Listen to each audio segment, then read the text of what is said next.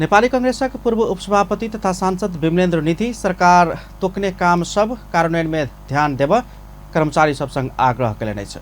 जनकपुर धाम में धनुषा जिला प्रशासन कार्यालय के आयोजना और धनुषा के स्थानीय तह सब के सह आयोजन में भेल जिला के विकास निर्माण तथा सेवा प्रवाह संबंधी अंतर्क्रिया कार्यक्रम में नेता निधि धनुषा जिला भीतर सरकारी कार्यालय सब करत आयल काम प्रभावकारी बनाव सब क्यों ध्यान देव पर बात बतौने छलन। सरकार तोकने काम सब समय में पूरा मात्र कर सकल गेल त समेत धनुषा के विकास गति लेव सकबाक अब धनुषा के विकास के गति बढ़ावाक पुनः कहब छलै। सबभन्दा बढी लौसमा र विदेश सरकारले श्रमशक्ति हामी धार्मिक मानिसहरूका धनुषा भौगोलिक सल्लाही खास गरेर धनुषा कुनै हाई लेभलमा छ। यहाँबाट विदेशमा रोजगारको लागि र ठगिएर बनाउँछन्, काम पनि हुँदैन।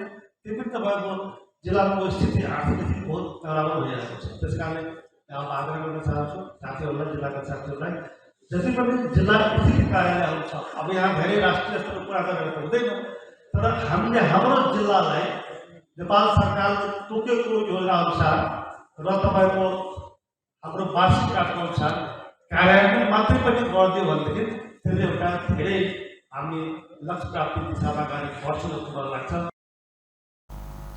कार्यक्रम में नेकपा एमाले नेतृत्व तथा प्रतिनिधि सभा सांसद जोली महतो प्रतिनिधि आ कर्मचारी में इच्छा शक्ति है तो कोनो ठाम के समृद्ध बनाव सकबाक बतौलन। वो जनप्रतिनिधि आ कर्मचारी बीच एक दोसर संग समन्वय कर काम करवाक इच्छा शक्ति देखाकर देश के समृद्ध बनेबाक सपना पूरा हो सकबाक बतौलन। वो धनुषा में स्थानीय तह लगायत के जनप्रतिनिधि आ सरकारी कार्यालय बीच समन्वय के अभाव देखल गेला से विकास के काम सब गति ले बनी सकल धारणा रखने छलन। कसरी समृद्ध बनाउने भन्ने चिन्ता व्यक्त गर्नुभएको छ, मलाई खुसी लागेको छ। यदि यो चिन्ता चाहिँ साँच्चै व्यक्त भएको हो भने हामी बनाउन सक्छौँ भन्ने मलाई विश्वास लागेको छ। चुनौतीहरू आउँछन्, सामना गर्ने पनि हामी नै हौँ नि त, अरूले आएर गर्दिँदैन। धेरै विकासहरू यहाँ भए। कार्यक्रम में प्रतिनिधि सभा दोसर सांसद सुनीता शाह सरकारी कार्यालय सबसे सेवाग्राही सब सहज रूप में काम कराव सक के अवस्था नहीं रहल कहित ओहि दिस ध्यान देव कर्मचारी सब संग अनुरोध केने छलन।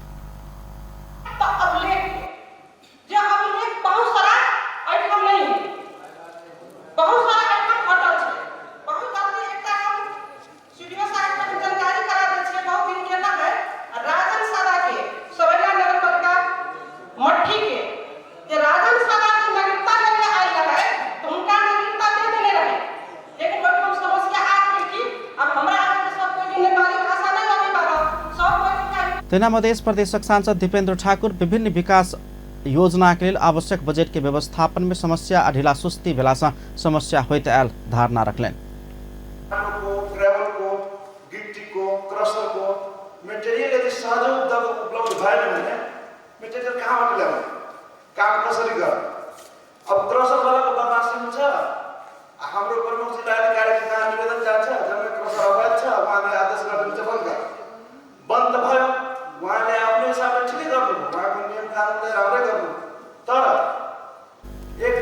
कार्यक्रम में विभिन्न पालिका के जनप्रतिनिधि के साथ कार्यालय प्रमुख सब स्थानीय तह तथा सरकारी कार्यालय बीच समन्वय के अभाव देखल गेल स्वीकार किने छलन। ओ सब कार्य संपादन के क्रम में भोगैत आयल समस्या आवै के समाधान के विषय में समेत चर्चा परिचर्चा कैलन।